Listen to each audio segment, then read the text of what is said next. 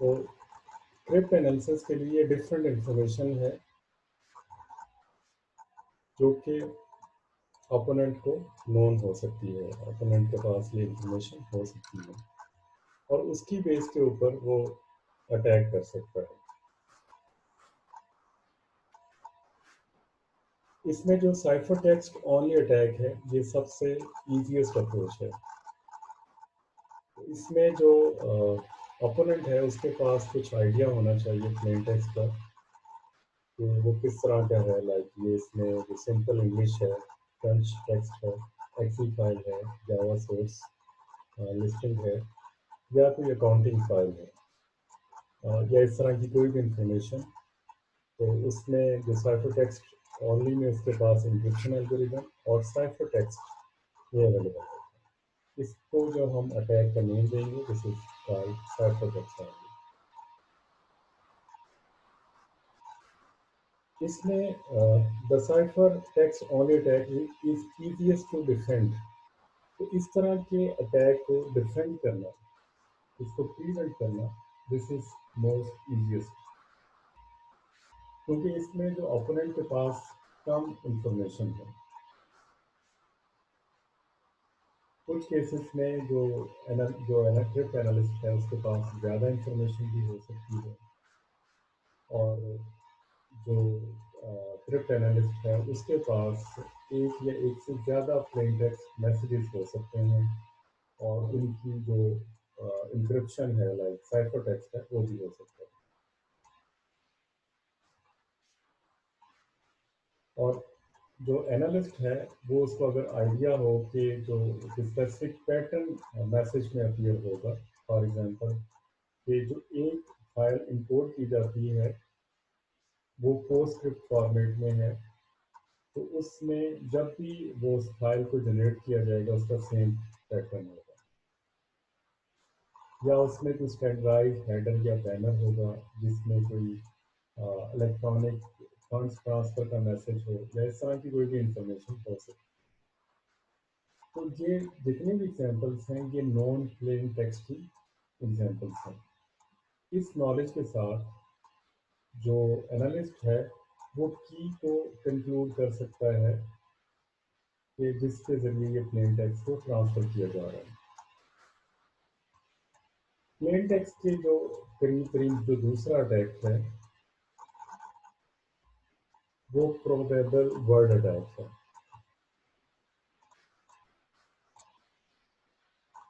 अगर तो अपोनेंट जो है तो जनरल पर्पस मैसेज के साथ वर्क कर रहा है तो फिर उसके पास कुछ नॉलेज होगा कि मैसेज में क्या है।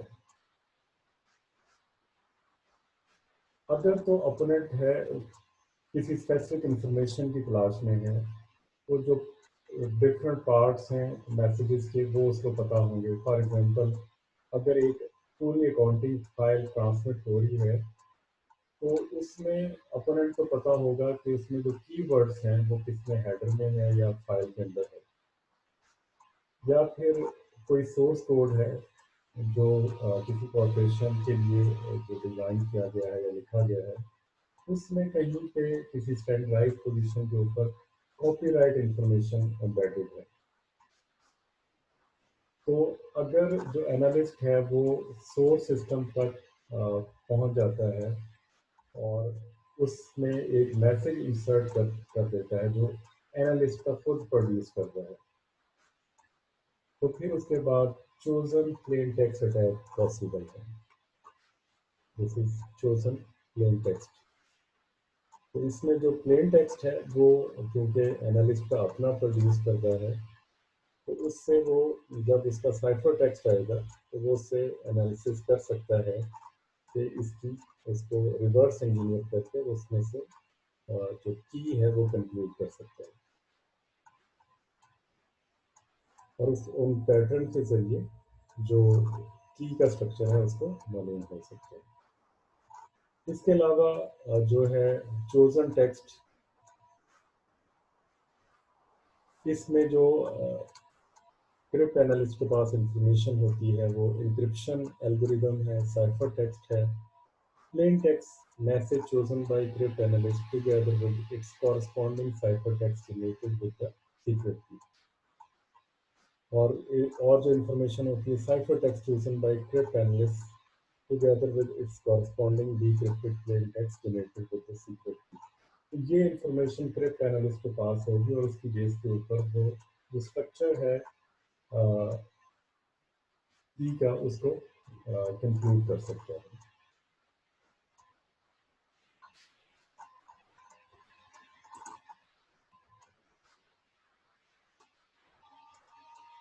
दो डेफिनेशंस हैं इंक्रिप्शन स्कीम सिक्योरिटी के लिए जिनको हम जो है कंसीडर करते हैं. One is unconditionally secure.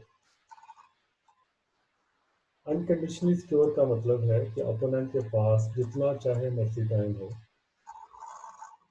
उसके लिए ये इम्पॉसिबल है कि वो साइफर टेक्स्ट को डीक्रिप्ट कर सके क्योंकि उसमें जो इंफॉर्मेशन है वो अवेलेबल नहीं है.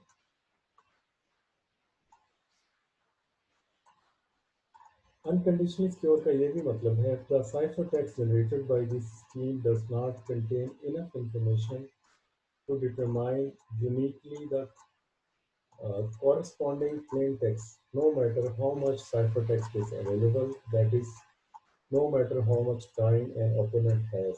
It is impossible for him or her to decrypt the ciphertext simply because the required information is not there. With the exception of a scheme known as the one-time pad, जिसको हम बाद में discuss करेंगे, there is no encryption algorithm that is unconditionally secure. तो ऐसा अभी तक कोई एल्गोरिदम डिजाइन नहीं हुआ जो कि अनकंडीशनली सिक्योर हो. सिर्फ वन टाइम पैड जो है दैट इज अनकंडीशनली सिक्योर. तो जितने भी फिर यूजर हैं इंक्रिप्शन एल्गोरिदम के उसमें अटैक हो सकते हैं. All the users of the encryption algorithm can strive for is an algorithm that meets one or both of the following criteria, like the cost of being able to break the cipher exceeds the value of the encrypted information. तो उसको इतना time लग जाए कि उसको जब वो decrypt करे तो वो इंफॉर्मेशन यूजफुल ना रहे. Second is the time required to break the cipher exceeds the useful lifetime of the information. Any encryption scheme is said to be computationally secure if either of the foregoing two criteria are met. तो ये जो दो criteria है like cost of breaking the ciphertext exceeds the value of the encrypted information, the time required to break the cipher exceeds the useful lifetime of the information. इन दोनों ये दोनों condition अगर meet होती हैं तो हम कह सकते हैं कि that algorithm is computationally secure.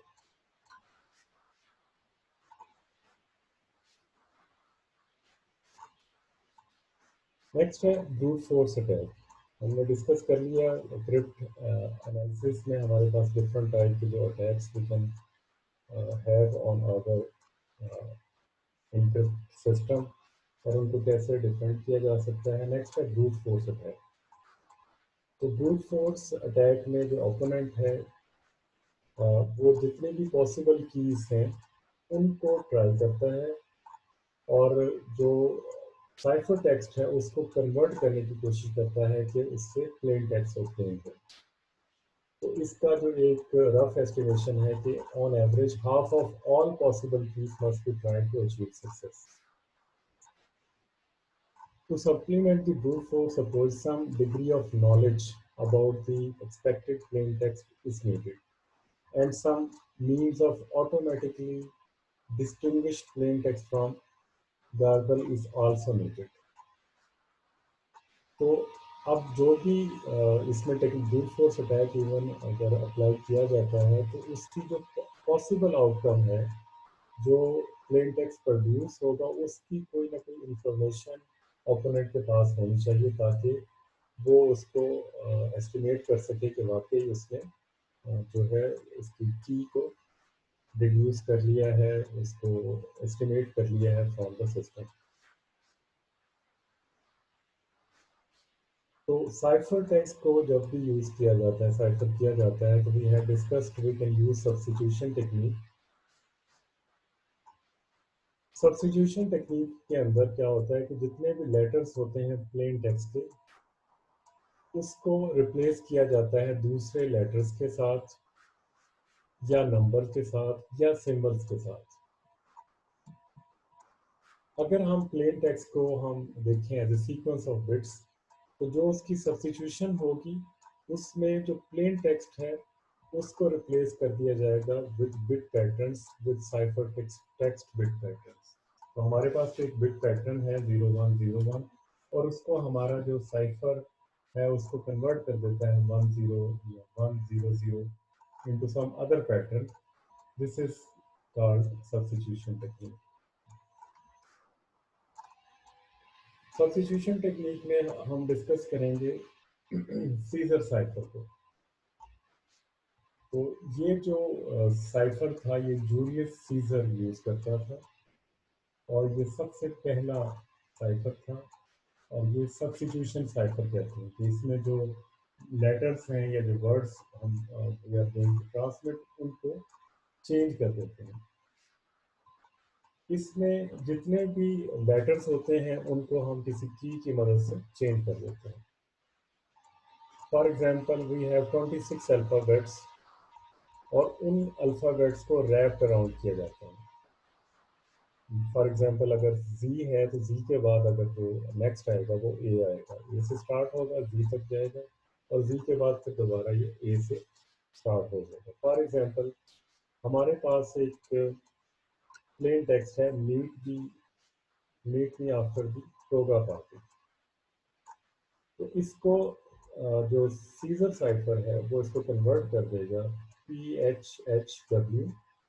तो जो साइफर टेक्स्ट है उसको हम शो करेंगे कैपिटल लेटर में, और प्लेन टेक्स्ट को हम स्मॉल लेटर्स में।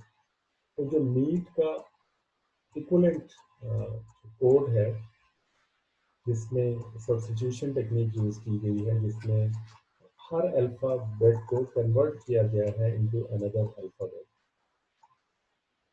और इसी तरह मी है उसको PH में, और आफ्टर को DIWHU में कन्वर्ट किया गया है, और टोगा WRJD। इस तरह पूरे जो प्लेन टेक्स्ट को हमने हर लेटर को सब्स्टिट्यूट कर दिया है। तो सीजर साइफर में क्या है कि हमारे पास में जितने भी अल्फाबेट्स हैं, लाइक ABCD, तो उसका जो साइफर टेक्स्ट है वो थर्ड नंबर होगा। लाइक A है तो it will be converted into B, और इसी तरह अगर B है तो it will be converted into E। तो इसमें जो भी नंबर होगा, लाइक यहाँ पे 0 है तो इसमें +3 होगा। इस तरह हमने अरेंज कर लिया है जितने भी अल्फाबेट्स हैं, they are arranged in this manner. A is assigned 0 and C is assigned 25। तो अगर हमने A को साइफर करना है, तो फॉर एग्जांपल हमारी जो की है वो 3 है, कि हमने जो नेक्स्ट इसमें जो थर्ड नंबर के ऊपर लेटर है उसके साथ इसको सब्स्टिट्यूट करना है। तो 0+3 B आएगा, 1+3 4 E आएगा, और इसी तरह 2+3 5 F आएगा C की बजाय। और इसी तरह अगर 5 है हमारे पास लेटर प्लेन टेक्स्ट में, और इसको हमने साइफर करना है, इसका नंबर 5 है, तो +3 8 होगा, तो इसका जो साइफर टेक्स्ट होगा वो आई होगा। तो इस तरह हम सीजर साइफर में जितने भी अल्फ़ाबेट्स हैं उनको सब्स्टिट्यूट कर सकते हैं।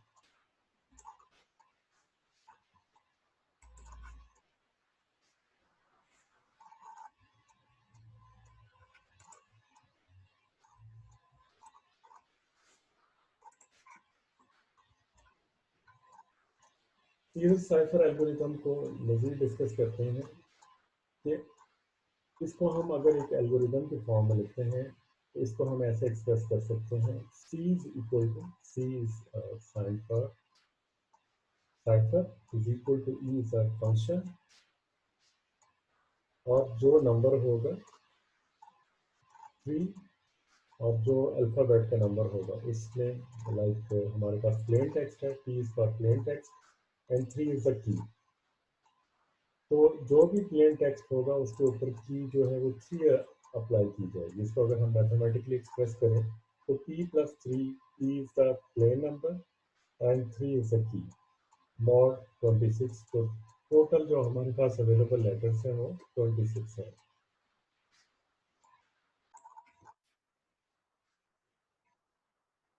तो हम डिस्कस कर रहे थे कि ये प्लेन टेक्स्ट है और इसकी जो की है 3 है। की 3 का मतलब है P प्लस 3, कि जो भी प्लेन टेक्स्ट होगा उसका जो नेक्स्ट थर्ड नंबर है उसमें उसको कन्वर्ट कर दिया जाएगा। मॉड 26 के टोटल हमारे पास जो अल्फ़ाबेट्स हैं वो 26 हैं। तो इसमें जो भी किसी भी अमाउंट की शिफ्ट हम कर सकते हैं, लाइक हम 0 प्लस 3 कर सकते हैं, हम इवन 26 प्लस 3 कर सकते हैं। तो 26 प्लस 3 के बाद ये अगेन जो रैप अराउंड होगा, इसमें जो के की वैल्यू होगी वो 1 से 25 तक होगी। द डिक्रिप्शन एल्गोरिदम वो रिवर्स होगा, यहाँ पे हम प्लस कर रहे हैं तो इसमें जो साइफर टेक्स्ट है, नो अब जो सी है वो शो कर रहा है साइफर टेक्स्ट को। तो सी साइफर टेक्स्ट होगा और की जो भी हमारे पास 3 है तो यहाँ पे -3 होगी और मॉडुलस 26 होगा। If it is known that a given ciphertext is a Caesar cipher, then a brute force ciphertext crypt analysis is easily performed. Simply try all the 25 possible keys. तो अब क्योंकि इसमें नंबर ऑफ पॉसिबल कीज कम है, 25 possible keys है, तो हमें पता है कि सीजर साइफर जो है वो अप्लाई किया गया है एन्क्रिप्शन सिस्टम के ऊपर, तो इस पे जो ब्रूट फोर्स अटैक करना तो बहुत ईजी है। तो इसमें हम देखते हैं कि इसमें कैसे ब्रूट फोर्स अटैक किया जा सकता है। Three important characteristics of this problem enabled us to use a brute force cryptanalysis. So why we are thinking to apply brute force attack and not cryptanalysis? There are 3 points. The encryption and decryption algorithm are known, and we know that this is Caesar cipher. There are only 25 keys to try. The language of the plain text, we know that is English and alphabets, and we can easily recognize. अब इसकी हम example देखते हैं। तो ये table है जिसमें possible keys जो है वो 25 है। हम अगर 1 का शिफ्ट करते हैं तो जो हमारे पास प्लेन टेक्स्ट था, मीट मी आफ्टर टॉगा पार्टी, तो उसकी जो आउटपुट है वो ये आएगी, साइफर टेक्स्ट आएगी। अगर 2 करेंगे तो ये आएगी, और अगर 3 अप्लाई करते हैं, this is the cipher text, और इसके ऊपर हम इसको डिक्रिप्ट कर रहे हैं। तो इसके ऊपर अगर हम की नंबर 3 अप्लाई करते हैं तो इससे हमें जो ओरिजिनल मैसेज है, वो जो प्लेन टेक्स्ट है, वो रिकवर हो जाएगा और हमें बाकी जो रिमेनिंग कीज है वो भी अप्लाई करने की जरूरत नहीं पड़ेगी। तो जनरली जो ब्रूट फोर्स अटैक जो है उसको इम्प्रैक्टिकल करने के लिए ऐसे एल्गोरिदम ट्राई किए जाते हैं, अप्लाई किए जाते हैं जिसमें नंबर ऑफ पॉसिबल कीज बहुत ज़्यादा होती है। फॉर एग्जांपल जो ट्रिपल डीज एल्गोरिदम है उसमें नंबर ऑफ पॉसिबल कीज जो है वो बहुत ज़्यादा होती हैं, इसलिए उसके ऊपर जो ब्रूट फोर्स क्रिप्ट एनालिसिस है वो सक्सेसफुल नहीं होता। तो आज हमने डिस्कस किया कि जो सिमेट्रिक इंक्रिप्शन क्या होती है, सिमेट्रिक इंक्रिप्शन मॉडल क्या होता है, उसकी जो डिफरेंट टर्म्स एंड डेफिनेशन को डिस्कस किया। फिर और जो नंबर ऑफ पॉसिबल अटैक्स हैं जो हो सकते हैं किसी भी सिमेट्रिक इंक्रिप्शन मॉडल के ऊपर, उनको हमने डिस्कस किया। फिर हमने जो 2 ब्रॉड कैटेगरीज हैं अटैक्स की, cipher attacks and crypt analysis, उनको डिस्कस किया। सीजर साइफर के बारे में हमने स्टडी किया कि सीजर साइफर में जो सब्स्टिट्यूशन टेक्निक यूज होती है और इसको कैसे अप्लाई किया जाता है, और इस पे हम ब्रूट फोर्स अटैक लगा सकते हैं, और ब्रूट फोर्स अटैक इस पे हम क्यों लगाएंगे, इसके जो 3 पॉइंट्स हैं वो हमने डिस्कस किया। तो ये था आज का लेक्चर।